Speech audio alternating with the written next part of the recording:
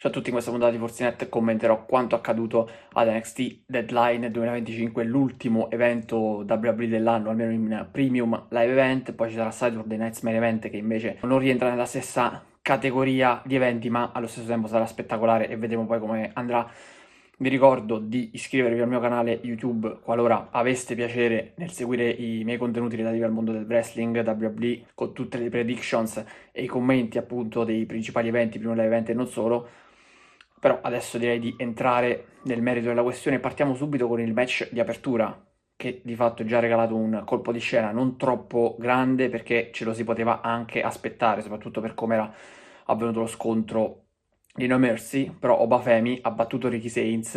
e ha riconquistato il titolo di NXT. Onestamente io ho sbagliato il mio pronostico perché pensavo che Ricky Sainz si sarebbe confermato campione, però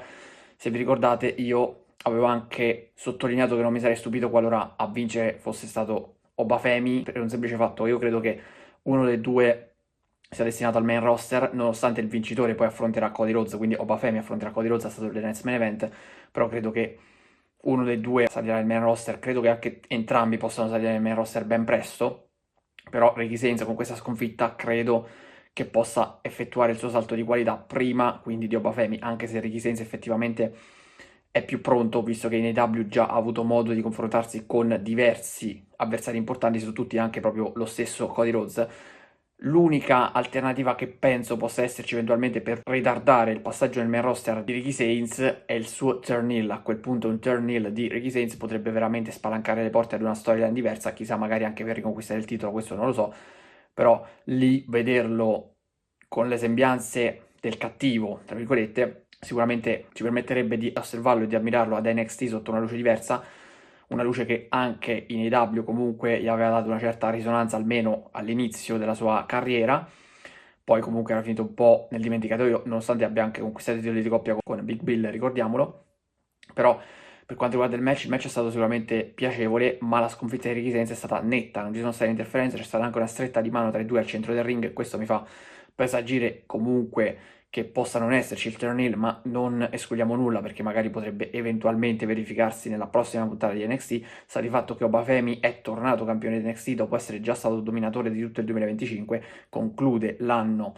da campione e inizierà quindi il nuovo anno da campione e se la vedrà come primo avversario a New Year's Evil contro Jevon Evans, perché Jevon Evans è stato il vincitore dell'Iron Survivor Challenge maschile. Qui pronostico, almeno da parte mia, rispettato, perché io pensavo che potesse essere proprio il diamante grezzo a giudicarsi questa contesa, una contesa molto molto tirata, tutti si trovano praticamente ad un punto con uno schienamento messo a segno a pochi secondi dal termine, quindi Jevon Evans, Leon Slater, Joe Hendry, Miles Bourne e Dion Lennox, con Jevon Evans che ha messo a segno sia il primo punto del match ma anche l'ultimo, soprattutto schienando Miles Bourne. Per questo motivo si è laureato quindi nuovo primo sfidante al titolo di NXT detenuto ad Obafemi. Sarà un rematch tra i due perché già si erano affrontati con Jevon Evans che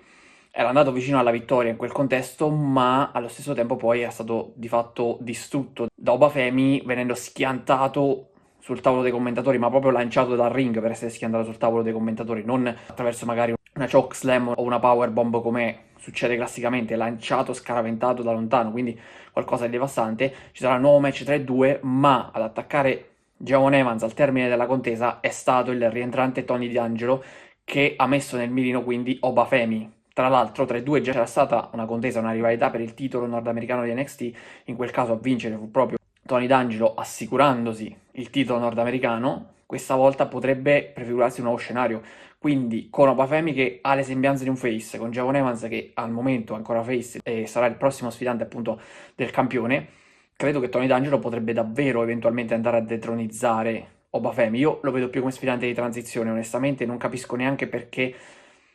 rivangare e rinverdire una rivalità che già c'era stata. Tra l'altro Tony D'Angelo praticamente un out-out gli avevano dato in quel caso, perché o riusciva a vincere il titolo, per almeno questa era la storia, oppure addirittura poteva anche ritirarsi o comunque andare via da NXT, e per questo motivo appunto era riuscito a vincere il titolo. Qui io non so come possano impostare una rivalità diversa, chiaramente, perché Tony D'Angelo si presenta chiaramente da heel, però sono molto molto curioso di vedere cosa succederà. Sicuramente c'è Javon Evans di mezzo con il titolo di Obafemi. Sono molto curioso, ancora devo capire bene e probabilmente le prossime settimane mi aiuteranno cosa potremmo aspettarci e quali potranno essere i scenari futuri per il titolo che attualmente è detenuto da Obafemi. Io credo però che il regno di Obafemi, il secondo regno di Obafemi dopo il primo che è stato storico e il più lungo, potrebbe magari anche non essere così lungo, non avere la stessa durata, essere piuttosto breve. Bisogna capire se sarà Javon Evans, perché Javon Evans ha l'ennesima occasione per il titolo, dopo averne avuta più di una. Io credo che sia ora di darglielo questo titolo se ci si vuole puntare su questo ragazzo. Però il ritorno di Tony Angelo magari potrebbe eventualmente diventare il primo sfidante di Javon Evans a quel punto. Quindi molto molto interessante in divenire la situazione. Per quanto riguarda invece l'Iron Survivor Challenge match femminile, a vincere è stata a sorpresa, tra la sorpresa generale, Kendall Gray, che è già campionessa Evolve e che io avevo dato proprio per esclusa a prescindere dalle potenziali vincitrici. Pensavo potesse vincere Jordan Grace, anche in questo caso la contesa è stata molto tirata, forse allora, più spettacolare secondo me rispetto a quella maschile, ma un po' meno credibile dal punto di vista dei schieramenti, perché addirittura ce ne sono stati 11, tutte quante si ritrovano a 2 punti, con Kendall Gray che a pochi secondi alla fine, con una confusione generale a livello di tentativi di schieramento, è riuscita a prendere lei il pin vincente e a portarsi a casa la vittoria, quindi sarà lei a sfidare Jessie Jane. Penso che possa essere una sfidante di transizione e che possa essere un premio comunque al lavoro importantissimo che sta facendo Kendall Gray con la cintura di Evolve e anche ad NXT, perché ripeto, per me la vedremo in pianta stabile, fissa nel roster di NXT già nelle prossime settimane. Però bisogna anche capire un attimo quali potranno essere i scenari futuri. Io non credo che Jessie Jane possa essere detronizzata da lei, continuo a pensare che Jordan Grace, che al momento è stata messa un po' da parte ad NXT, abbia bisogno di vincere quel titolo, cosa che sono riusciti a fare in breve tempo Giulia Stephanie McGirr e Roxanne Perez, insomma tutte le ragazze che sono arrivate recentemente, soprattutto parlo di Giulia Stephanie McGirr che già sono finite nel main roster. Jordan Grace invece sta facendo un percorso estremamente tortuoso e io penso che possa essere comunque lei la designata a vincere la cintura, quindi non credo che alla fine questa title shot verrà sfruttata appieno da Kendall Gray, ma come non pensavo potesse vincere questo Iron Survivor Challenge match, potrebbe anche stupirci e diventare la nuova campionessa di NXT. Ethan Page ha mantenuto il titolo nordamericano di NXT battendo Mister Iguana, un match che lascia un po' il tempo che trova onestamente, era un po' un comedy match quasi, quando, come sempre quando lotta Mister Iguana è stata data la scena a Ethan Page, però onestamente c'è poco da commentare su questo match, era abbastanza prevedibile l'esito, magari può regalare quelle scene divertenti che onestamente cominciano a diventare anche un po' ripetitive, quindi io credo che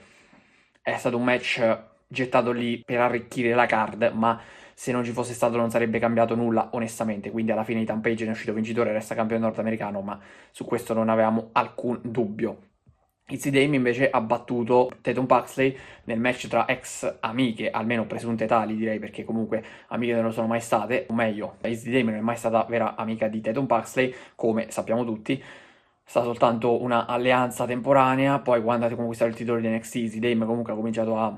non vedere più così bene Tatum Paxley. Il match è stato vinto da Izzy Dame, non poteva essere altrimenti perché Izzy Dame deve essere lanciata nei piani alti del roster e io penso che possa anche vincere un titolo, come avevo detto anche nelle predictions, a stretto giro di posta, quindi Izzy Dame è dominante. Poi per battere Tatum Paxley c'è sempre voluto l'intervento del Culling, perché Sean Spears e Nico Vance sono intervenuti regalando o comunque facendo finta di regalare quelle sue bambole a Tatum Paxley. Sean Spears ha staccato la testa dalla bambola di Tatum Paxley, proprio quella che raffigurava Tatum Paxley, lì è arrivata l'estrazione decisiva perché Tatum Paxley si è concentrato proprio su Sean Spears rifilandogli uno schiaffo. Easy Dame invece